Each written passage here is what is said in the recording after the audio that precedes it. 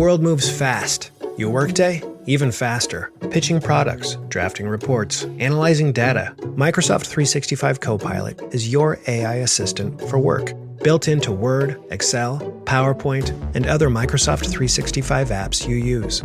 Helping you quickly write, analyze, create, and summarize.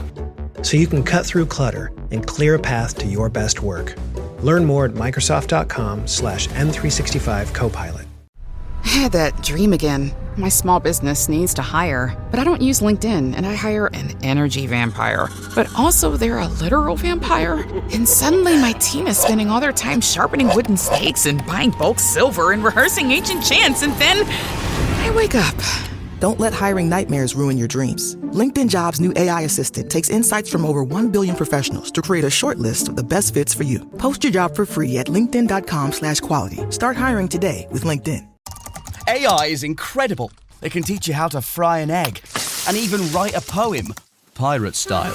Yarr! But it knows nothing about your work. Slackbot is different. It doesn't just know the facts. It knows your schedule. It can turn a brainstorm into a brief. And it doesn't need to be taught. Because Slackbot isn't just another AI. It's AI that knows your work as well as you do. Visit slack.com/meet Slackbot to learn more.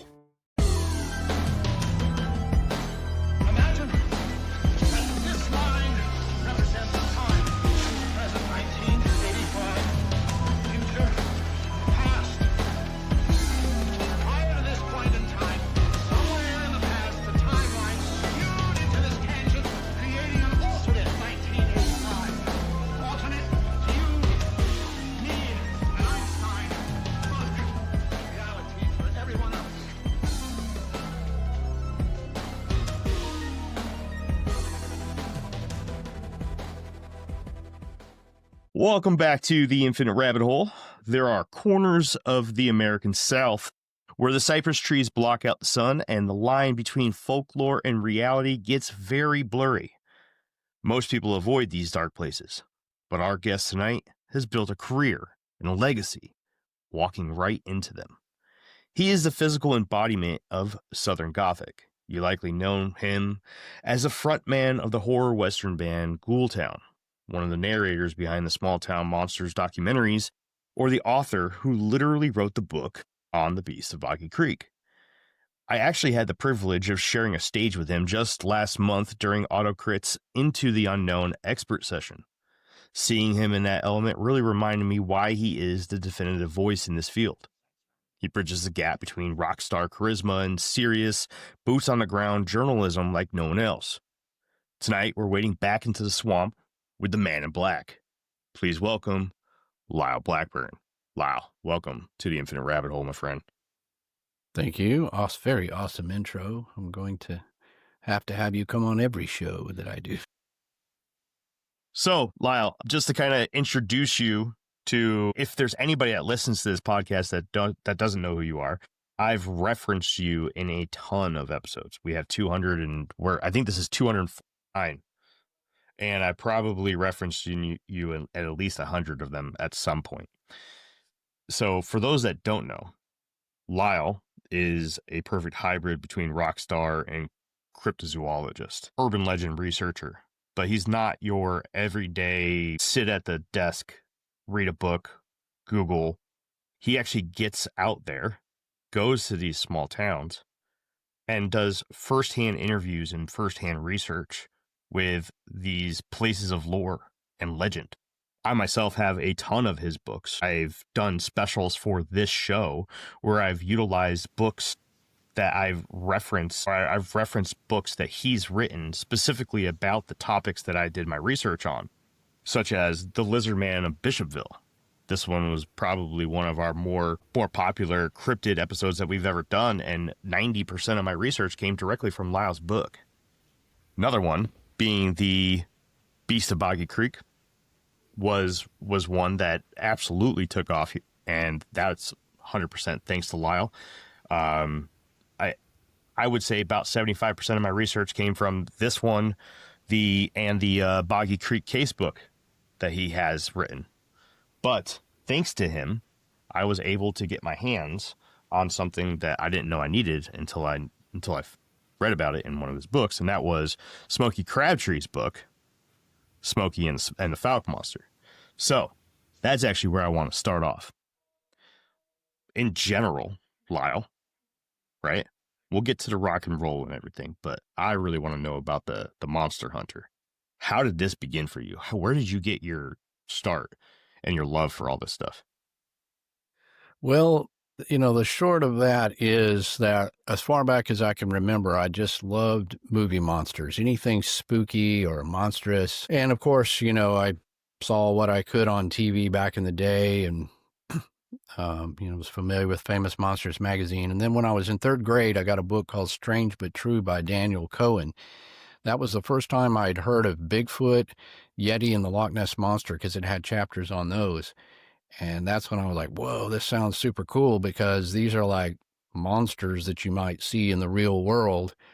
My dad is an avid bow hunter, so I grew up hunting since I could walk, basically. And so, I was familiar with small towns and, wooded areas. So that was kind of Bigfooty, but I was born in Fort Worth and lived in Texas. So, stories of Bigfoot seem far away. And of course, Loch Ness Monster and Yeti were, continents away. Then I saw the movie, The Legend of Boggy Creek, when I was really young, sometime in the 70s. And that really blew my mind because it was like happening in a small town about 3 hours from where I lived. So then it was sort of like, man, this stuff is so cool. And I just had a lifelong passion for cryptids and Bigfoot sightings and anything like that, real life monsters, so to speak. And, I went on to become a musician and I did writing as well. I kind of wrote off and on, but I just never really thought about writing a book. It sounded boring. Writing a book, I can write a song and I can go play it on stage like literally next week or record an album and go on tour. It sounded boring. But then as an adult, I started looking more into what's the state of cryptid things. And I was thinking at it more like with my adult mind and thinking, you know what, the Legend of Boggy Creek, I love that. That happened all, close to me. And that would be a really cool book. I can't believe nobody had written a book on it because every Bigfooter, it's like, oh yeah, I love the Legend of Boggy Creek because I'd gone to a few Bigfoot conferences and things. And this was many, many years ago. And so then I just thought, man, I'm just going to go research this and go up there and look at those places in the Sulphur River bottoms. And I'm going to go hang out with Smokey. And I just plunged right into it. And then I wrote The Beast of Boggy Creek. And then I just kind of did it because I just wanted to. And I got a publishing deal with Anomalous pretty quick. And then within about a month or two after that came out, I was getting calls from television shows like Monsters and Mysteries in America and Finding Bigfoot. Those were kind of just, a lot of those were really coming out and they were interviewing me about the Fouke Monster. And I just thought, okay, this is pretty good. This is fun. And then I discovered this can be fun because I went out and did, I was out in the swamp and talking to, people who lived in the bottoms and interviewing people in this town and talking to people telling me they saw a monster. So then the writing was fun at that point because then to write it up was fun because I wasn't just sitting at a desk the whole time during the process of books. So anyway, that was good. And so then I just went from there thinking, well, what other case should I do for my next book? And that's when I thought, well, the Lizard Man, because I'm kind of a huge fan of like Creature from the Black Lagoon, and this happened at Skateboard Swamp in South Carolina. I'm like, dude, this is like modern people saying they saw kind of like a creature from the Black Lagoon. So I went out there and hung out with Sheriff Truesdale and saw all the police files and just rolled from there and continued with the books. And of course people said, I love how you go to the places in your book. So then I'm like, okay, now I got to go. I can't write a book without going to the place. So I just continued. Man, you're everywhere. You've blown up.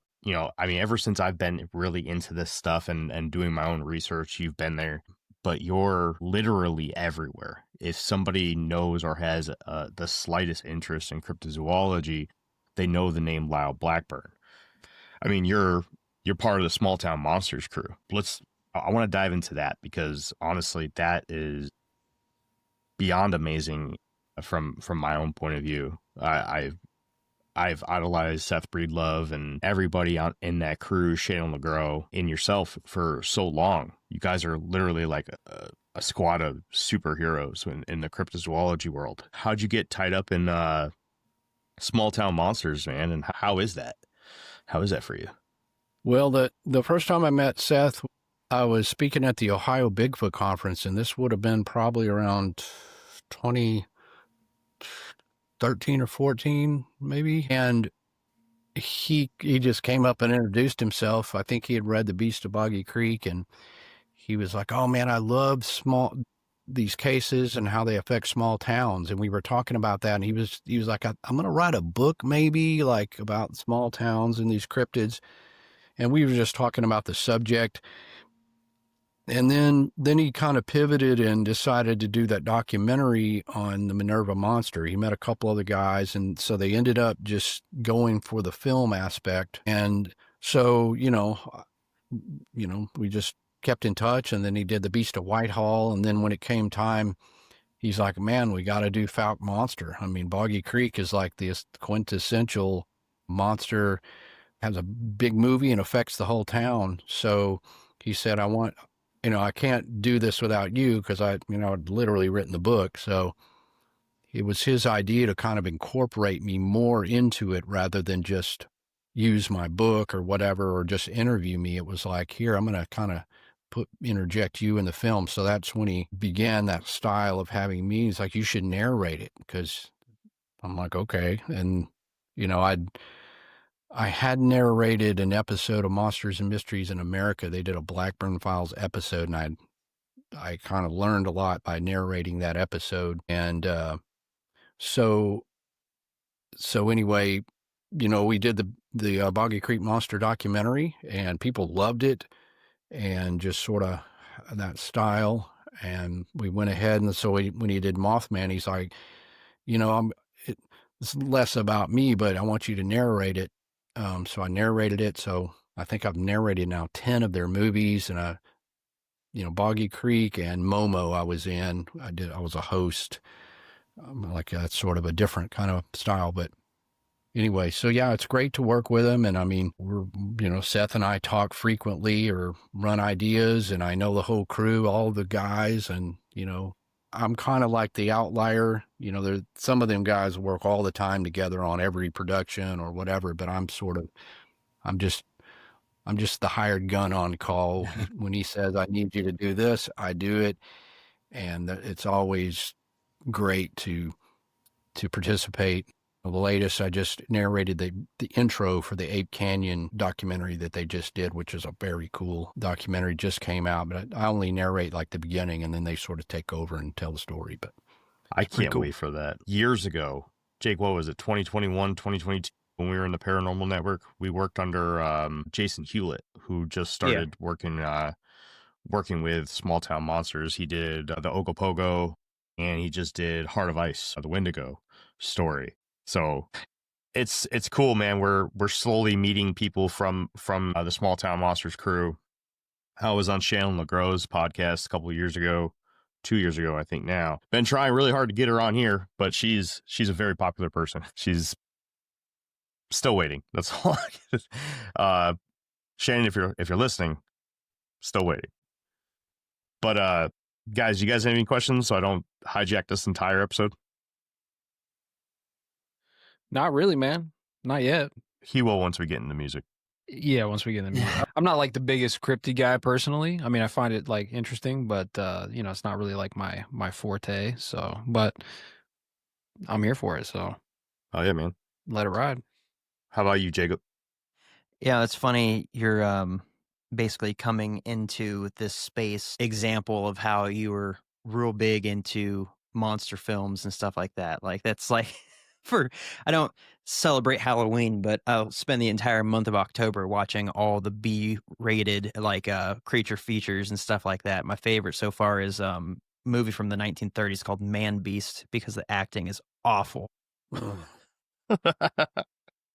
I super big into the costumery of the whole thing, and let's say like animatronics, things like that, right? puppeteering and all that sort of stuff. And so it's always really struck me as, one of my favorite genres of films. So naturally, the next step is to then get into what you're doing and go searching for the creature from Black Lagoon and stuff like that. Everything is just like, oh, this guy's, it's like we get guests on here all the time that I have no similarities with them whatsoever. And it's just like, I'm like, okay, well, this is kind of interesting and stuff like that. But yeah, it's like the second that you said that, my ears perked up. I'm just like, look at that. Like the monster movies like me, not too big into the whole ghosts and aliens and things like that. But yeah. Right. I mean, I literally live, I mean, I don't, I'm balanced and skeptical enough about it. I don't like, hey, I'm going to go to this swamp and I'm immediately going to see the creature. It's like, sure. But in a way, it's like it's totally Indiana Jones. Like I'm living like in a movie or something. Like I'm going to hunt for monsters in real life, and sometimes I've seen stuff and experienced things, and sometimes I haven't. But it's always just a cool experience. Like it gives me a reason to go somewhere. Like literally I'm down on the edge of a swamp in some state, in some backwoods, in a trailer, talking to some people that I would have never met in my entire life. And like, so what do you want to know? And you're just like, How do I even get here? And you meet people that are just super interesting. And many of them have some really good stories, and you piece together the cases of these creatures that in some ways the story is just as interesting as the creature itself or the sightings. And Seth feels the same way. It's like it builds this whole mystique, like the Mothman, the Lizard Man. It's like it almost exists, whether it exists or not, because you're talking to people that are telling you they saw it. You can't say they did or didn't. Some people seem more credible than others, but you're living like literally in a monster movie. And then you're like, well, we'll take you out here on the boat down back over here. This woman saw, next thing you're out with in the middle of nowhere with some guys, you're like. Put some real trust into them, huh? Yeah. A few times I'm like, but of which, I think if I was just some writer who's going out, but, since I grew up hunting, I mean, we were hanging out with a lot of rough dudes in wooded areas, and I was exposed to a lot of that. So even though I'm like a city guy, I've been played music in every major city, but I could still go in the middle of a swamp and be right at home. So that helped me out. But I guess what I'm saying is, it's like, in a way, I just try to think I'm living in a monster movie. It's funny, when Jeremy and I started this podcast like 5 years ago now.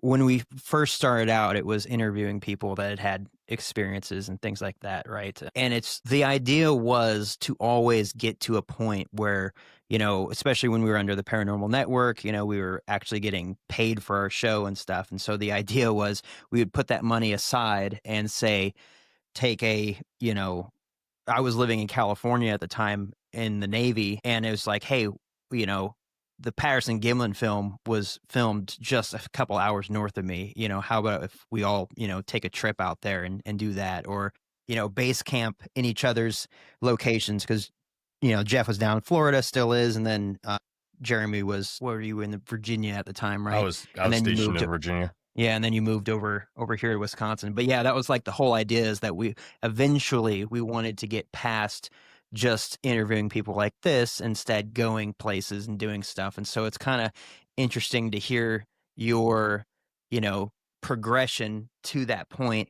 So I think, we need to just get up off our butts and go do the thing, because I think the closest we've been so far is going to UFO days here in Elmwood, Wisconsin, and interviewing people that, say they've seen UFOs and all this sort of stuff, or had alien encounters and everything. And it's cool.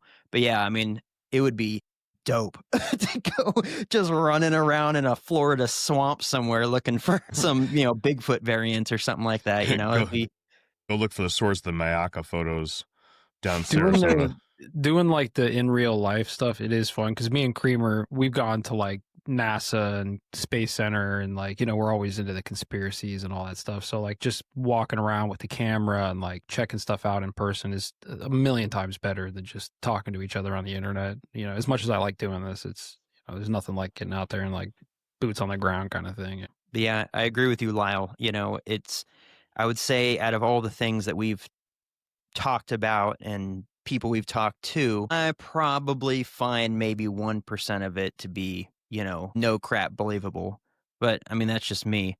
But regardless, the stories and you know, I don't have to believe that it actually happened, but I can believe that they believe that it happened, sort of a thing. But, you know, the stories and, you know, you get real interesting,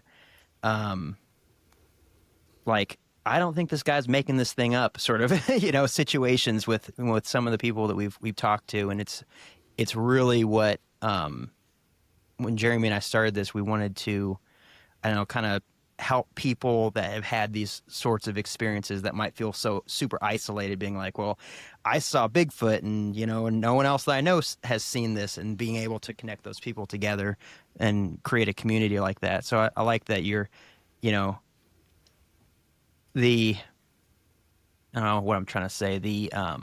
He's written the script for the whole thing, man. The description that you gave of meeting interesting characters, you know, backwoods type people and stuff like that. Like, that's really cool. Like, what a neat thing to be able to do. I mean, even if you never come across the monster or see the monster, like you're still living like a whole multiple lives worth of experiences, just meeting these people, going out in the woods, like doing all that in itself is an adventure, you know, monster aside. But then you add that element like, well, maybe somewhere out here this thing's watching us or something. You know, maybe we'll stumble across something that's, you know, like that part of it just kind of adds that element of like, oh shit, here we go, you know. It's pretty cool. Yeah, you just have to put yourself in these places, you get a better perspective, and you know, it and as a writer, I mean, my Sinister Swamps book is probably my favorite book because, you know, every setting is awesome to describe, and how many spooky ways can I set this up? And in you know, that covers a lot of notorious swamps in North America and a lot in the Southeast. I've been to a lot of them, you know, over time. One time I went on a swamp tour. I just drove around the country going to notorious swamps. My friend, this girl, Cindy, that does a lot of research with me, I'm like, you want to go on a swamp tour? And she always just says yes. I'm like, I don't know what that is, but okay. I said, we're going to drive around to swamps and we're going to get people to take us in there on boats. She's like, okay.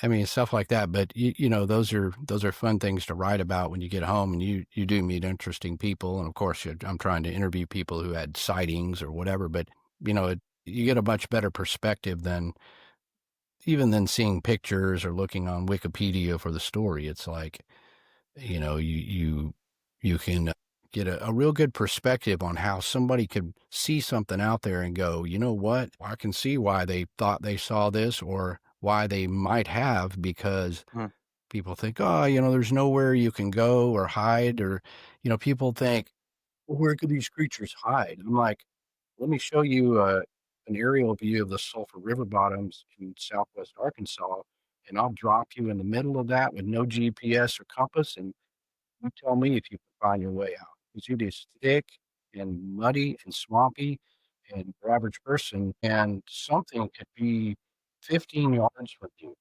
You walk by, if it doesn't move, you're not going to see it. And that could be 15 yards every direction, every square mile. I did some survival training once with Marines, and those guys could hide practically in plain sight. They're not wearing ghillie suits and stuff.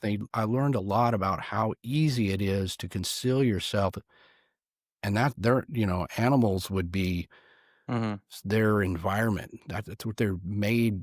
Survival is their thing, you know, and that's their domain. So people don't really realize it doesn't take a lot of space, and something can be very, you know, secluded and be an expert in evading humans if it needed to be. So you kind of get that perspective where, you know what, there could be something out here, a small population of something. And I just, I wouldn't see it unless it just made a mistake or something. Yeah, I discussed that with Jeremy once or twice because I've driven cross country twice now, and I'm like, outside the cities and the small towns, there's nothing out there. Like people get this weird thing like, oh my gosh, 8 billion people. There must be, not a single square inch of untamed space anywhere, and it's just like, no, man. You get into some of those states where it's like Arkansas and stuff like that. You get outside of Oklahoma, you get outside the towns and the cities, and they're just trees for 300 miles before you hit the next gas station. There's just nothing, it's just like, yeah. Yeah, all those 8 billion people are in LA in the traffic or in Dallas in the traffic. Yeah, right. They're all they're all in one spot. And then it is spread out. And there are places where, people penetrate a lot of places, but there's not great numbers of people tromping through some of these areas, Sure. like there would be in cities where it's just gotten so crowded. But, And there even are then, still places. And even then, me and my wife almost creamed a dough right outside of Walmart yesterday. I mean, still get in there, Right. I had a guy tell me, I didn't find this guy to be the most credible guy, but he was trying to tell me there was some Bigfoots down. It was either Costco or the Walmart or something. Like they were in the dumpsters. And I'm like, oh, okay. I said, I've seen some guys, some people at Walmart that I might glance at and think I saw a Sasquatch, but all jokes aside, he's trying to tell me they were in the dumpsters or whatever at this city, like in Oklahoma City or something. I'm like, I'm telling you, unless there's a portal in the dumpster or some really crazy explanation, I'm not buying it. But if this is an area where it's very remote, then yeah, maybe so. Speaking of portals, I got one more question before I forget. So you're pretty well known now, but when you got started, or I don't know, even still today, do you ever come into a situation where you're trying to interview people and you just get completely stonewalled? They're just like have no desire whatsoever to open up? Some, on occasion where usually what it is somebody will have knowledge about, maybe I'm at a conference or some way or another, a person meets go, I know this old guy. He, back, 15 years ago, he claimed to have had some incredible sighting, or he and his buddy shot this, Bigfoot or some really crazy story. And it's usually somebody else who's wanting me to get that information, and they try to set up a conversation with that person. And sometimes those are the kind of people that are like, I'm not going to talk to that guy. They don't even know. They'll may or may not even know who I am, but they just won't talk. And so those are the times when I just can't, sounds like it might be an intriguing story, but I can't get those people to talk. And usually they're older people, and probably haven't told many people about this, or have told some people and people laughed at it. And then they just said, I'm not saying nothing more. But, in general, most people, will be glad to share with me. I mean, they feel like I treat the subject seriously. So if they know me, of course, and they've had a sighting or experience, they're glad to tell me, or really want to tell me. I don't have too much of a problem usually. Got a lot here. Jake and I were the original two. Our very first episode was a interview with a good buddy of mine from the Navy. He lived just outside of Slidell in Louisiana, along Pearl River, and he had a sighting of a weird creature one night when he was just walking outside of his grandmother's house on her property, and he had never heard of the Honey Island Swamp Monster. So I actually had referred him to your book, Sinister Swamps, and he read up on it. And then I also gave him another reference book. I think it was, I want to say it was a book called Southern Saurians. Anyways, between that, he was able to learn enough about the Honey Island Swamp Monster, and I actually found a local woman there who was writing her own books and selling them on the side of the road. And he came on, did the interview with us, and he has a really interesting story. But when you go into these small towns with the growth of technology now, right? Because you've been doing this for quite a while. Are you seeing differences when you go into these smaller towns to learn about their local legends? Let's say Honey Island Swamp Monster, Momo, pick one, right? Are you seeing a difference between nowadays and back then? And do you think that the advancement in technology such as AI or the ability to exchange information at the snap of a finger through the interwebs has changed how people are, what kind of information they're giving you, and how you approach these kind of topics?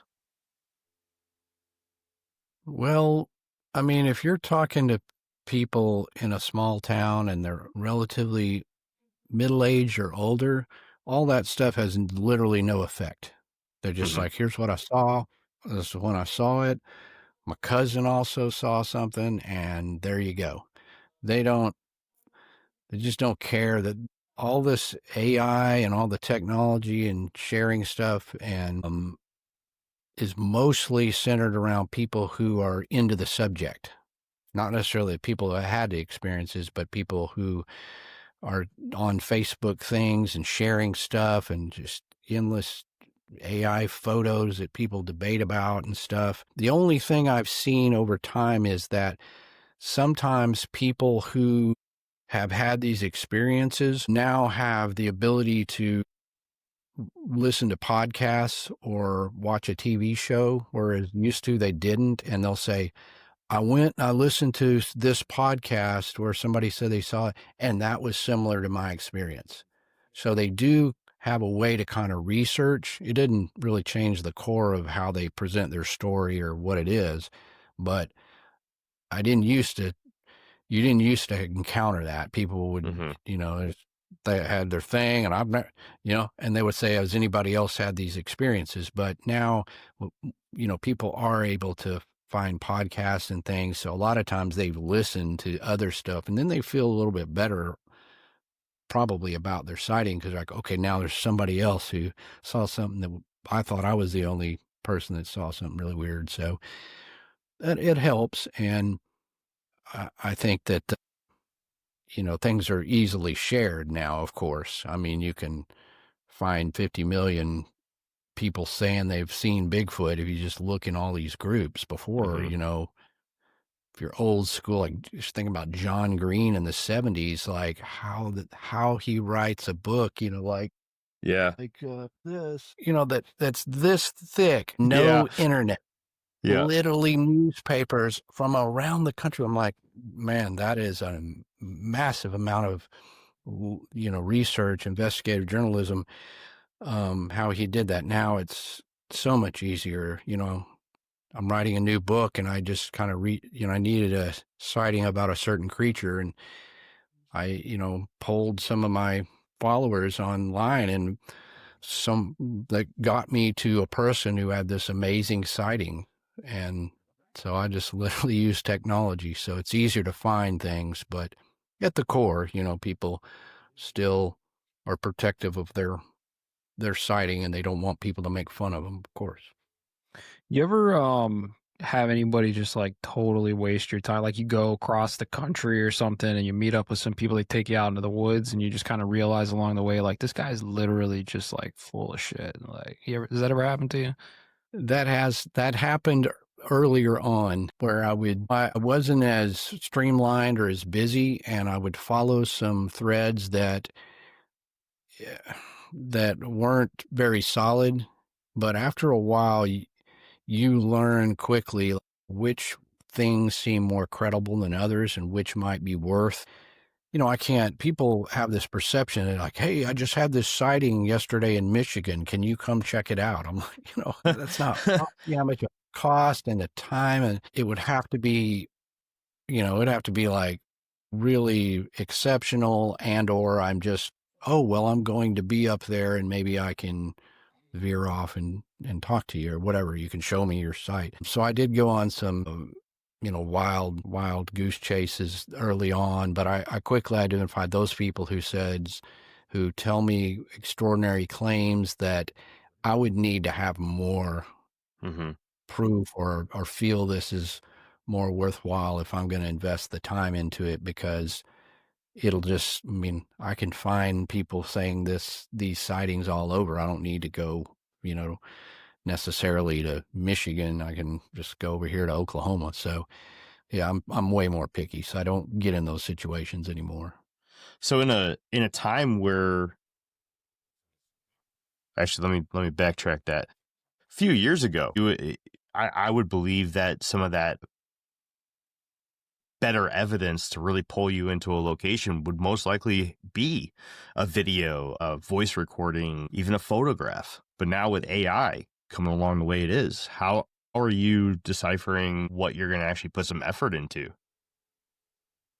Usually, I mean, the top thing for me is the person themselves. I mean, because usually people are just not going to have a great photo anyway. And if they had such an amazing photo that was really real, they probably would just put it on YouTube or whatever, or on their feed, but mostly it comes down to the person. That if I feel like they're,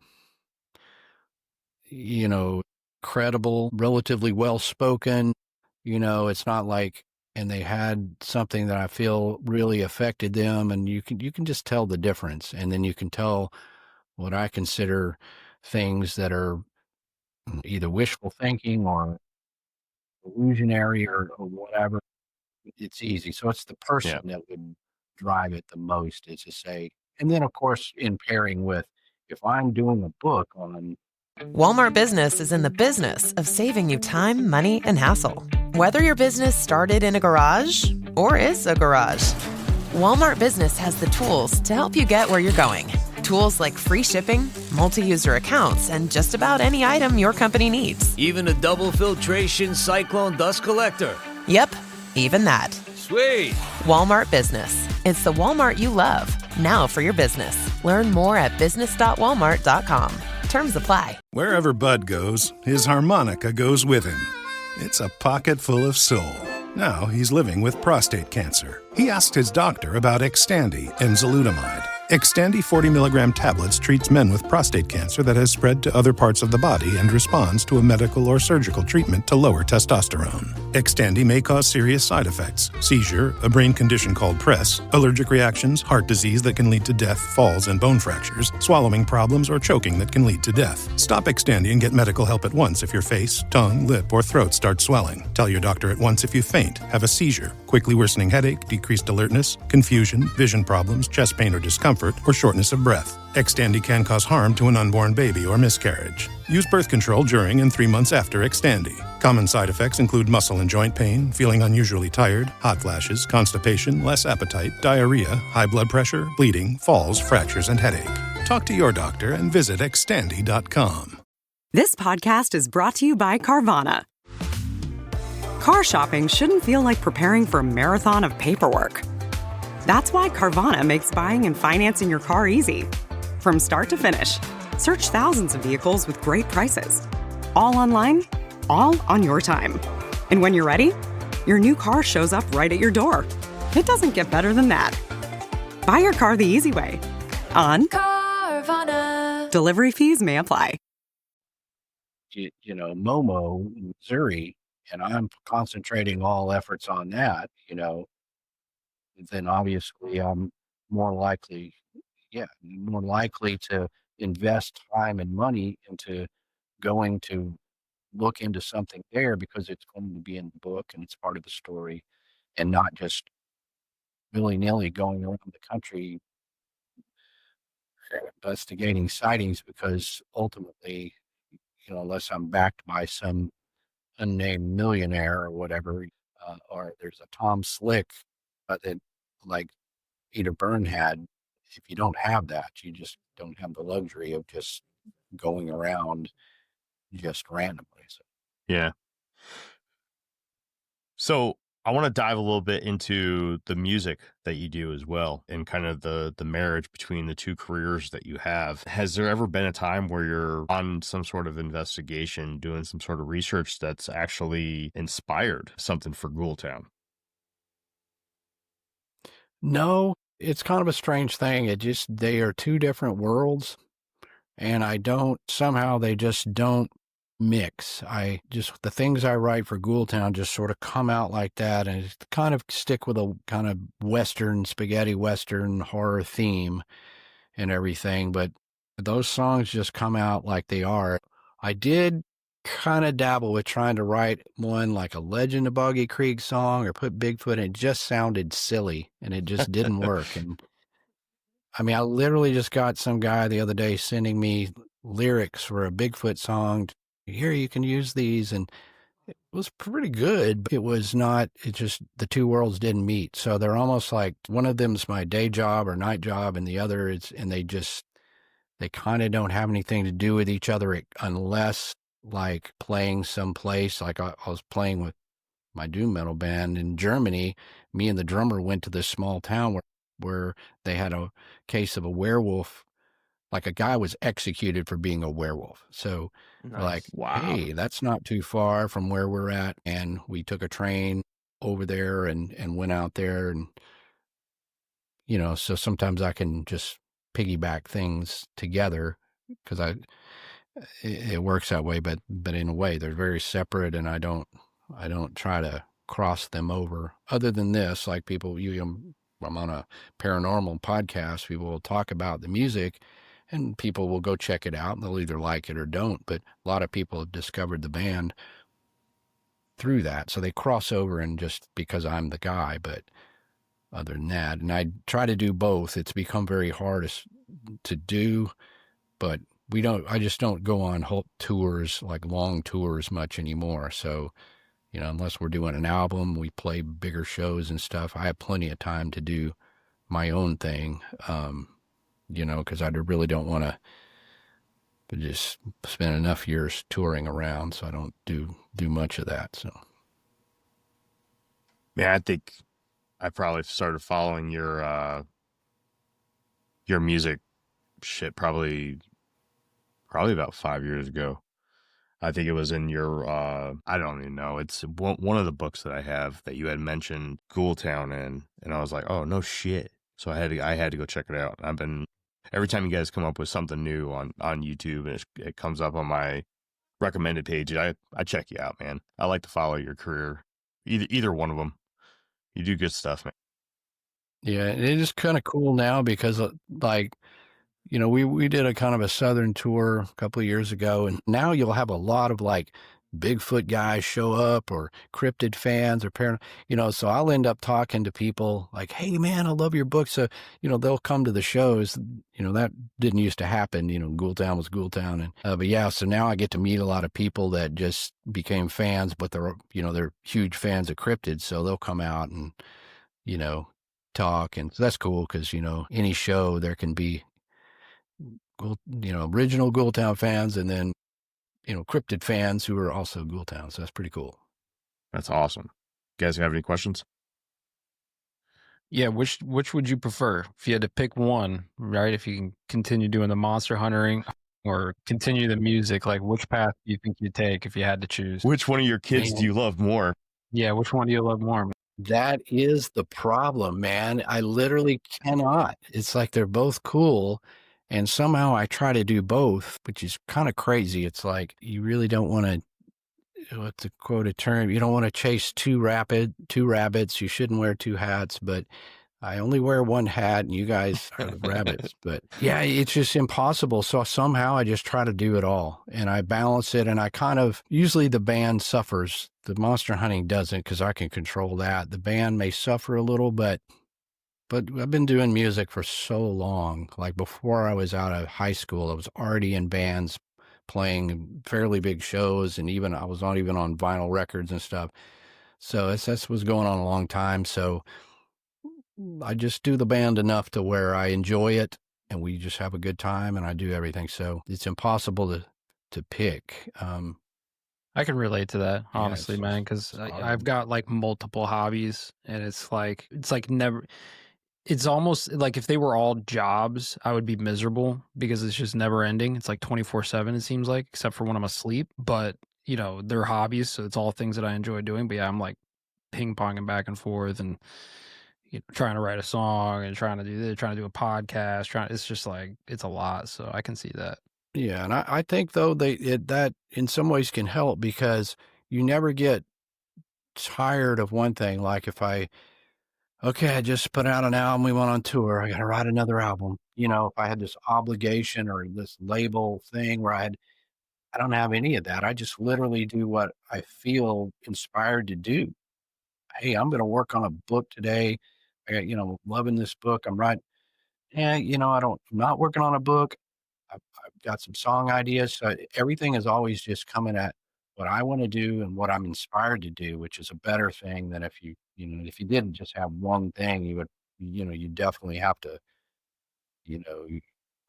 the next album, the next thing, or the next book. So I think it helps to give your best when you don't have to do it. You just do what inspires you, and that's what you love. That's awesome. You got any books about the music industry? Books about the music industry? Yeah. Nah. You ever think about writing one? No, there's too many creatures I can't get to. Too many.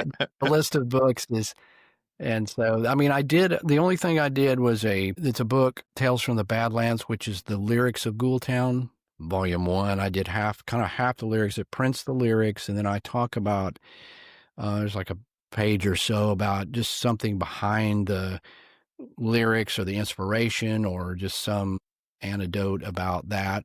So it's a book. I mean, most bands probably don't have a literary type work that goes with it. I've only so far done Volume 1. I need to do the other half, but so that's the only thing that is remotely music meets book. But yeah, there's too many. I think I've got too many books in mind already to where I can't accomplish that through my whole entire life. So I probably wouldn't jump off and, do any other genres of book probably. Yeah. All right, I got a question from a fan. That I just got this text. Are you friends with Yes, of course. Yeah. All right, man. Who wears the black hat better? Well, we tried to figure out who had the hat first. And so we're like, who had the hat? Which Ken calls it, what does he call it? Divergent development or something. But we were both, and this before we knew each other, we were both kind of into this subject. We tended to wear hats. He was a singer in a rock band, wore the hat. I'm a singer in a rock band, wear the hat. We both ended up on television shows. We write books. And when we met, we were just like instant brothers, of course, like, dude, hey, it's you, it's me. But we did go back and say, who had the hat first? And we could produce pictures of us at the youngest of ages going, right here, buddy. And we had a match where I think we got back to 3 years old. We both had a picture. I'm wearing a cowboy hat. He was wearing like a little more like an Amazon Explorer, but pretty close. And we're like, okay, it's a draw. But the good thing is I mean, we love the jokes because people with the hats and this and and people will say, hey man, I saw you on TV. We're never really sure which one they saw, but it doesn't matter. We're both in the same place at one time. I was like, this is like double exposure, dude. So we just have the best fun with it, with the hat thing. Yeah. That's awesome, man. I got a hat question for you. So you have like a spare? I do not. So that's the one. It's the one. Looked, yeah, this came from Mexico around 1998. I used to go to Mexico a lot, and there was this little shop that had leather goods, like really badass boots and vests and hats, and that's where I got the hat. Right about the time I had the idea for Ghoultown and stuff, and it was like the magic hat. And then I've since tried to find like a backup, or I'd probably have to have it custom made because they just don't look quite the same. So I just have this one. Never gets out of my sight. Yeah, it's like the Sleeps with it Blues on. Brothers with that meat paste where they've handcuffed it to themselves. I'll have to Yeah. handcuff the hat. Yeah. Hey, well, I seen this guy on the internet. I don't know his thing, but he does like those custom leather. You might have seen him. He does like the really badass like custom leather hats. I think he goes to a lot of like metal shows and festivals, Yeah. and he's doing that thing. You might have to hit him up, man, and get you a spare just in case. Because if you lose that hat, man. Well, that hat's probably probably- worth a lot of money now. I know a lot of people that would love to get their hands on that hat. Yeah, I know. I'm like it's in my will to my daughter. So yeah, it's like she's like, what? And I'm like, seriously, I think it is. But yeah, if I run across one of them kind of guys, they can measure this one or whatever. It wouldn't be that hard to redo it. But yeah, I need a backup. Now I have some stunt doubles. They're not the same, and I wouldn't wear it in place, but I have stunt doubles like if I'm going out in the middle of a swamp and, if I'm filming or I kind of want the hat vibe, I'll wear a different black hat. It's not quite the same, but, I don't want this thing falling in an alligator eating it or whatever. It was once cowhide, so, they may think it's food, but so yeah, I don't wear it out in the middle of places where it would be in jeopardy. Yeah, it's interesting. I pictured you had like you open up the closet and you had like 10 of the same hat sitting there, just ready to go, just in case. The black shirts, though, like Yeah. Oh yeah, me too. our guitar players. Why I have this really, really randomly big closet in this house, and it's just like girls love to just, oh my God, look at that closet. But our guitar player's wife was in there when I just bought the house. She was in that just this line of black, all black. She's like, oh my God, can I take a picture of this? I'm like, okay. Because but only one hat, but all the black shirts. Well, it goes with everything. Yeah, it's universal. Any other questions, boys? That's funny. I was just about to No, make a that's joke not- about that. Just be like, yeah, one hat, 3 pairs of shoes, only black shirts. Just lined up. Well, I learned that from actually Alfred Hitchcock. He had 31 suits, and he would that way he didn't have to waste time thinking about what to wear. He just wore them in order, and then they all got dry cleaned. Yeah, I mean, you can imagine he's a busy guy. He's got to direct these amazing, legendary movies. He ain't got time to pick a outfit or whatever, Hawaiian shirts or nothing. He's like, he had 31 suits, and that's what he wore. So I was like, I'll just get 31 black shirts. Good to go. I love it. That is awesome. Hell yeah, man. Thinking about less things. Right. You and especially, I mean, Jeff's talking about how many hobbies he's had. You got a lot of stuff. We like to do a lot of cool stuff. So put your time where it's most effective and there's most enjoyment. Picking clothes is, well, not enjoyable mostly. Yeah, I mean, I wear like the same 6 shirts. I mean, if people watch the show are probably wondering like, how many times am I going to wear this shirt on the show? Well, I've only got like 6 of them in the closet that I wear, but even then, I'm still like, which of the 6? Yeah, maybe I should do that. Maybe I should just throw them all out, just get all the same shirt. Yeah, see, I just straight black, and I mean, I have other shirts, but I did have it. I had one like job for a while writing for this company, and that's all I wore every day. This is my uniform. It was a black shirt. They probably thought I wore the same shirt every day. I literally had, whatever. That's awesome, man. This is a fun interview. Did you think you were going to come on here and spend 10 minutes talking about shirts? You never know what's going to await. So we leave no like rabbit hole untapped.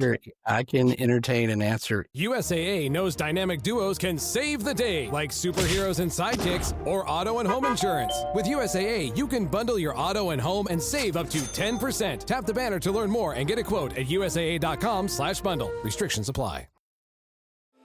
Whether you bond over streaming binge-worthy videos, watching sports recaps, video gaming, or by unplugging altogether, the 2026 Lincoln Nautilus Hybrid helps keep you connected throughout your journey. Learn more at Lincoln.com. Available connectivity features and functionality vary by model. Package pricing, trials, and term lengths vary by model. Video streaming and games are only available while parked.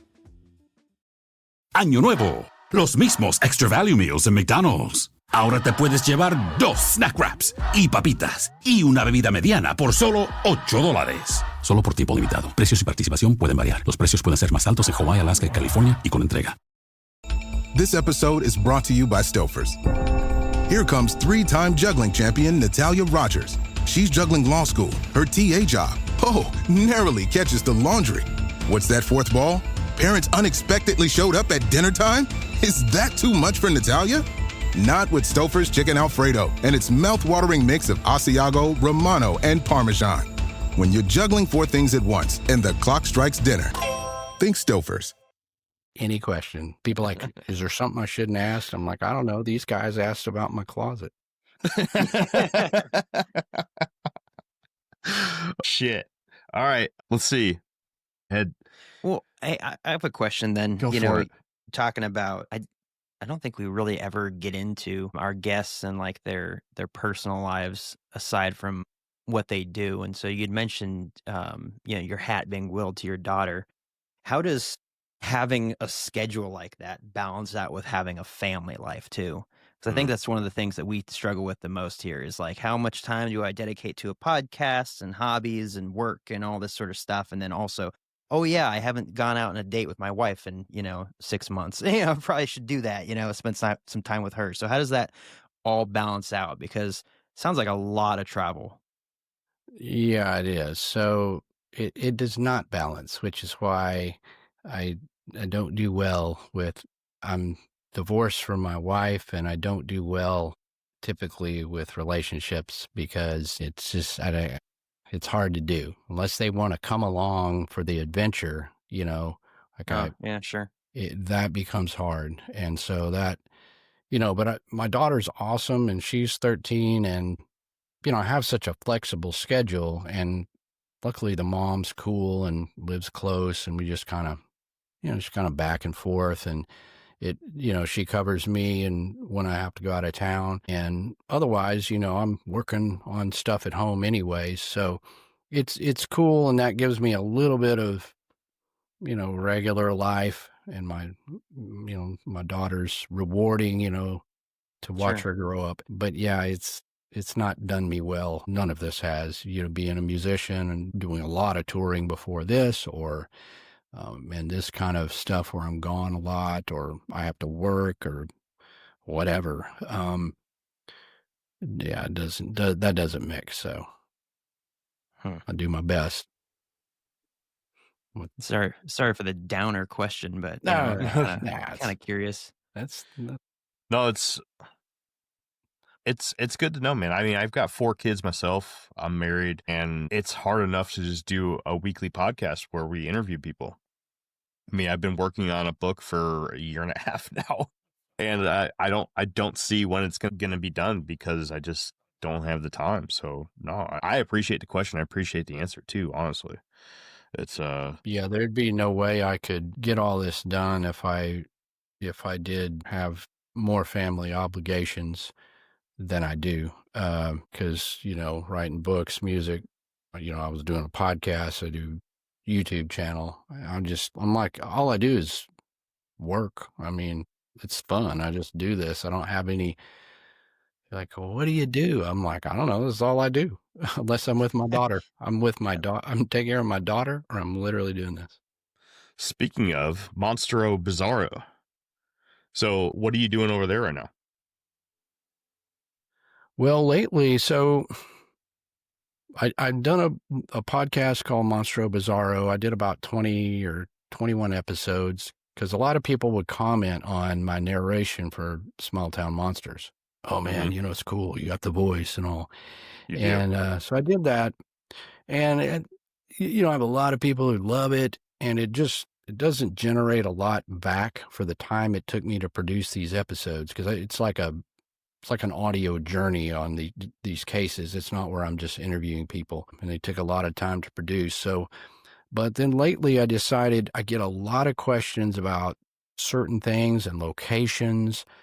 And I have made these videos. They're short. They're about 11 or 12 minutes long and they're on my YouTube channel, but I'm on the location. The first one I did was the Ford House, which is this thing from the Legend of Boggy Creek. People want to know where the Ford house was. It's like a climactic scene in the movie, and that's where this really crazy experience that these people had was reported. So I went on the site and I just did that, and like that video got like 73,000 views like right off the bat. So I was like, okay, people seem to like this. So I followed that up with some more on location ones, and I've done 4 newer videos where I went out to Marion County in Texas, talked about a sighting there. I went up to the Ozarks, interviewed that guy, Blake, that had this sighting.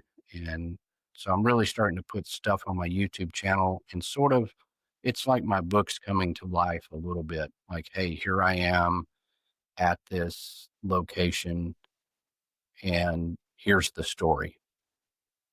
And so that's kind of what I've been really trying to pump up lately as far as my YouTube channel, Monstro Bizarro, and stuff. Yeah, YouTube pays way better than podcasting, I'll tell you that. You don't make shit doing podcasts.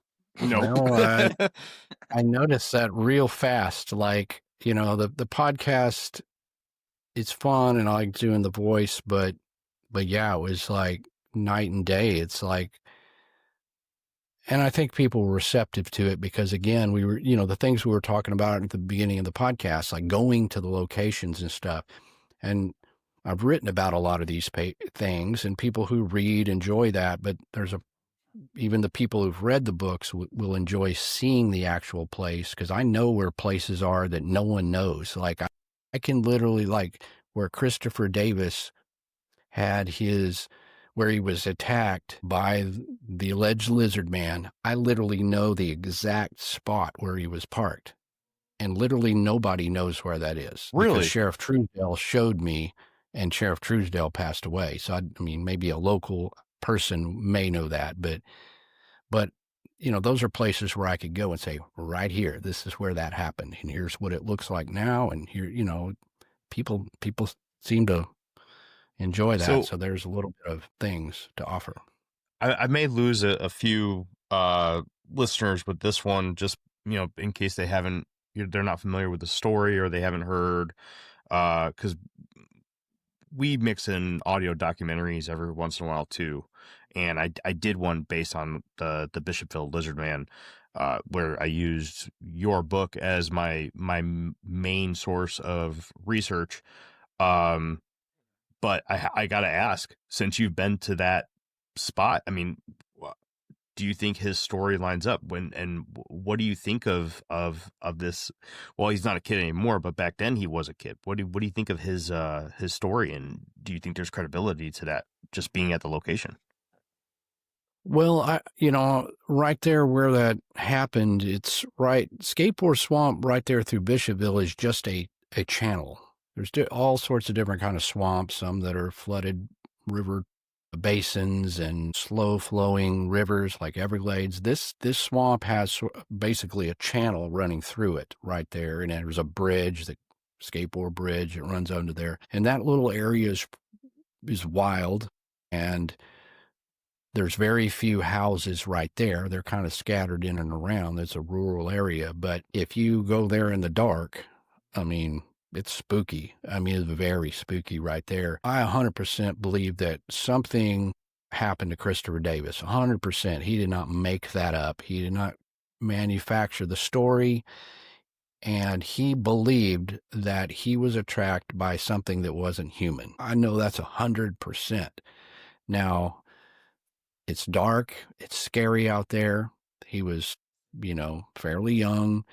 So, you know, there could be room for error. And of course, that whole thing where people allege that it was this farmer who had this little shed, the Butterbean shed, which is right there. I have a picture of me in front of it, I think, but that's not far. And people said it was this guy dressed up. I'm like, this is a farmer. How well could he dress up as I don't see how that could fool somebody. You know, somebody would say, it's like, you know, this person came up to me and chased me, which would be scary enough and out there. But so, yeah, I think the location adds up. And I think Christopher Davis, something happened to him. We can't say whether that was a cryptid or not, but 100% that kid was chased by someone or something. Yeah. Let's see if I can remember this just to kind of catch up everybody. I believe it was in 1988. I think Christopher Davis was only 17 years old. He was, I think he was changing a tire, right? Near Skateboard Swamp. And he specifically mentioned this tall, red glowing eyes preacher that charged him while he was outside of his car. The lizard man that we know of now leaped onto the roof of Davis's car, and Davis sped away. Davis escaped just fine, and then there was this whole fiasco with his father when he pulled into the driveway that night. That's pretty much it, right? Yeah. He had been working he worked at McDonald's in Bishopville, and you have to work from his house. You have to pass through Browntown Road and go past Skateboard Bridge. That's where he had the flat, and he pulled over right there, and yeah, he escaped. But, it's like they say this farmer guy or whatever. I'm like, if it was just an old man, he's going to come out there and say, hey, kid, get out of here. I mean, why would he? Yeah. I mean, why would he be dressed in anything other than just being a dude? What purpose would that? I mean, usually if somebody doesn't want you on their property, they come out with a shotgun, and that's what you got. I mean, one round in the sky, fix it all. That would be plenty enough. You don't have to chase or jump on his car. Like, what old farmer is doing this? This just seems really, it just doesn't add up. But yeah, that's the story. And, it was back in 88, and that area it's not really any more developed. At least the last time I was out there, it's still a few more houses or whatever, but it still looks the same. There was some gnarly damage to that car too, wasn't there? There's a big scratch on it down the side. And, because when Chris got to his house, he just ran inside. He left the car running and ran inside, and I guess woke his dad up, and dad like, what is going on? And they went outside, and, the dad was the one that saw his son so, distraught. And then he said there was a big scratch down the side of the car. And then his dad just said, all right, we'll just, don't say nothing about this. The dad didn't know what to do. He just believed his son, and they kept it quiet for a couple of weeks till there was some stuff in the newspaper. And that's when the dad said, well, maybe that has something to do with what happened to you. Let's go talk to the sheriff. So his dad made Chris go talk to the sheriff. I scratched my stepdad's truck one time, and I told him it was the lizard people too. Yeah, but that was different lizard people.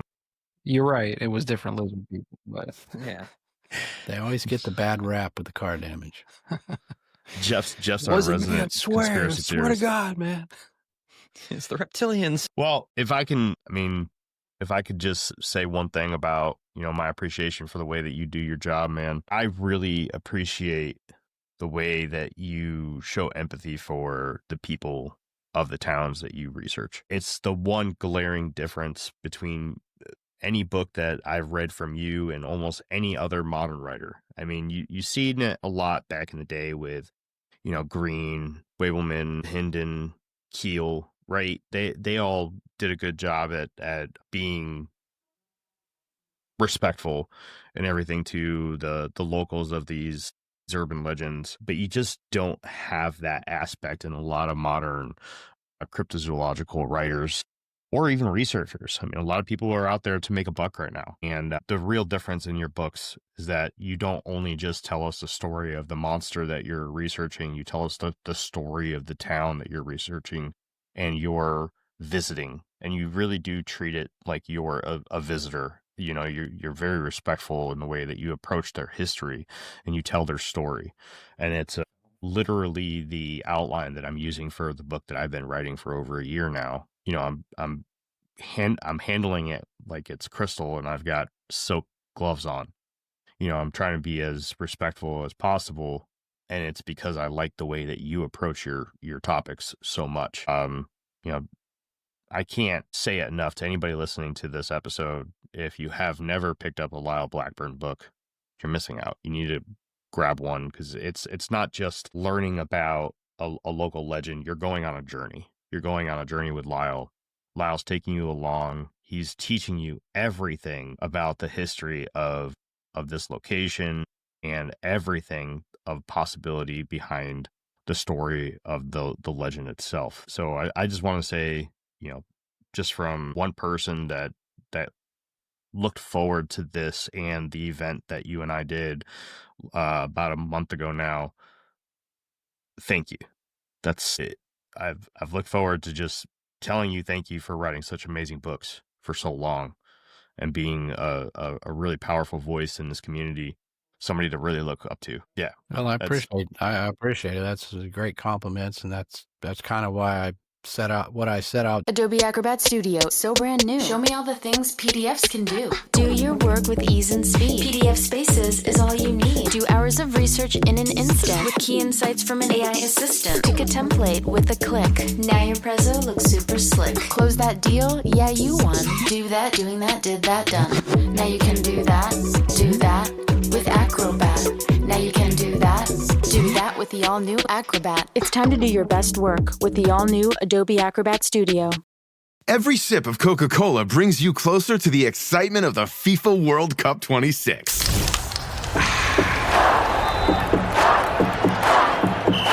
Because nothing compares to the joy.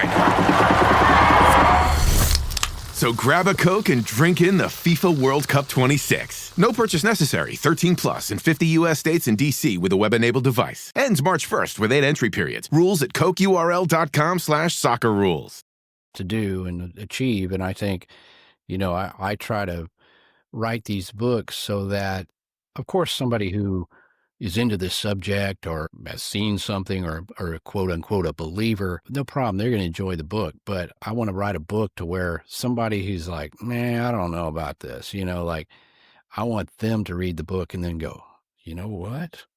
Wow, there might be something to this. That's where I try to, and by doing, by offering all perspectives. I mean, this is a human story. It's just like people are saying this because ultimately we don't have any proof. So it is a human story, like of small communities and people and groups of people and people that were affected by what happened when this creature or whatever it was came to their town. So I try to really write something engaging that encompasses more than just, well, this guy saw something. That being said, and that's what I do with those books, especially in like Momo and Lizard Man and Beast of Boggy Creek, those case books. But that being said, over the years, I have gotten a slew of reports that just didn't fit into any of the books if they're about one certain creature or one thing. So I actually have a new series of books coming out called Terrifying Encounters. And this is a way for me to be able to include what I think are some of the most credible sightings that I've researched, or some of the most like sensational or dramatic or scary, and also some of the more famous, terrifying encounters, if you will. And so this is going to be a series of books that are a throwback, and you might like this, to the old pocket paperbacks of the 70s, the paranormal monster books of the pocket paperback, where there's a series of them. And so book one will be coming out early next year. It's called Terrifying Encounters. The first one has Bigfoot, Dogman, devil monkeys, and other mysterious manimals, which is essentially goat man sightings. And this is the first time I can really just, it didn't matter where they happened. They're just, if it was a sighting of, and I can put the best of the best as far as I'm concerned. And I think this is going to be a good book because it's going to offer some really good stuff and some that I've never been able to write about, that I've had been sitting on these sightings. A little bit smaller. The series put out faster than in the full in-depth case books. Well, that's awesome, man. I look forward to that. I really do. Yeah, that sounds dope. I can't wait, man. I really can't. And I'm a few books behind on you. I got to catch up on a few of them. I know I don't have the Bigfoot of Texas one yet. And then your newest one, I don't think I have that one yet. Well, Lake Worth Monster is the newest. Yeah, the Lake Worth one. I don't have that one yet. But I'm really interested in that first one you have there. I don't know if you and I have ever talked about it, but I have my own sighting of something, and that kind of sparked this entire interest that I have. So I love reading about it, just to, do exactly what you were talking about with some of the people who reach out to you, do the whole, let me see if there's anything that matches similar to what I saw. I love doing it. Jeff, Jake, you guys got anything? Nah, man, I appreciate you coming on, Lyle. It's a good conversation. So maybe we'll do it again one day, and that's pretty much it, brother. You bet. Yeah. Yeah, no, appreciate your time. It's been awesome. Sweet. Lyle. Absolutely. You want to share with the audience of the Infinite Rabbit Hole anywhere where they can find you or see your work? Yeah, just, I guess a good place to find out all the things I've done or get links would be at lyleblackburn.com, and that's got a list of my books and links therein. And Ghoultown music can be found on all the platforms, Apple Music and Spotify and YouTube and anywhere else. But and my books are on Amazon, of course, and then all the work of Small Town Monsters. You can find that, especially on Amazon Prime streaming. So yeah, just hit up lyleblackburn.com and go from there. I appreciate everybody checking it out. Absolutely, man. All right, Lyle, I'm going to go ahead and close her out. And then if you don't mind just hanging back for just a few minutes so I can make sure all your stuff downloads. And then we'll be done, all right? Sounds good. All righty. All right, well, that has been another episode of the Infinite Rabbit Hole podcast. Until next time, travelers, we'll see you right here in the next fork in the path of the Infinite Rabbit Hole. Bye now. Bye. Adios.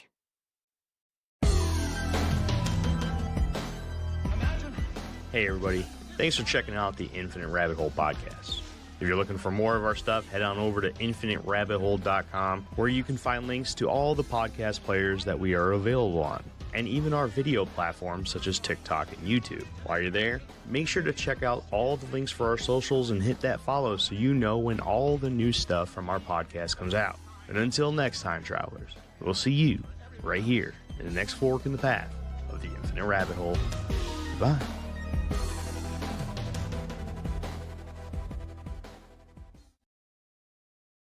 ¿Hablas español? Sprichst du Deutsch? Kan du norsk? If you used Babbel, you would. Babbel's conversation-based techniques teaches you useful words and phrases to get you speaking quickly about the things you actually talk about in the real world, with lessons handcrafted by over 200 language experts and voiced by real native speakers. Babbel is like having a private tutor in your pocket. Start speaking with Babbel today. Get up to 55% off your Babbel subscription right now at babbel.com/Spotify. Spelled BABBEL.com/Spotify. Rules and restrictions may apply.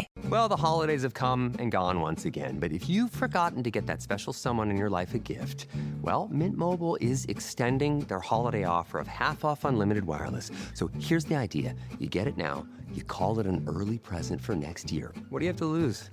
Give it a try at mintmobile.com/switch. Limited time, 50% off regular price for new customers. Upfront payment required. $45 for 3 months, $90 for 6 months, or $180 for 12-month plan. Taxes and fees extra. Speeds may slow after 50 gigabytes per month when network is busy. See terms.